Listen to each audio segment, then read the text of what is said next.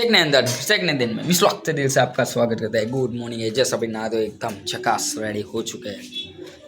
अबे भाई चले रहा है अपना वर्क इन प्रोग्रेस। चले भी चाय भाई पीते हैं भाई। फिलहाल अपन आ गया है भाई हल्दी वाला दूध, चले पी लेते हैं। निकलते अभी जॉब की तरफ, चले दोस्तों जॉब की तरफ निकले भाई। दोस्तों अपन निकल चुके हैं भाई जॉब की तरफ।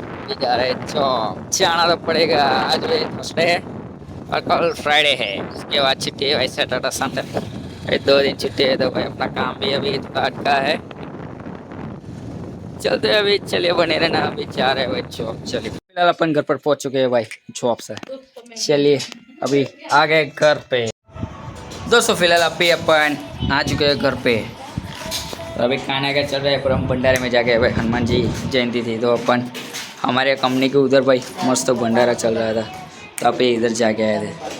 चलिए अभी अभी मम्मी लोग को नाश्ता कर रहे हैं, खाना खा रहे हैं। हम तो कर लिए अभी बाहर। कौन है रमाड़ा तू? हाँ बोल बेटा फूली जी क्या ना हेलो गाइस। फूली जी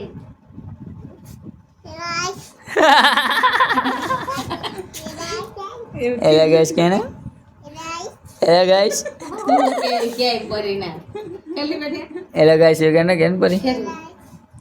गाइस बोल दे बेटा तू हेलो गाइस बोल बोल मामान के हेलो गाइस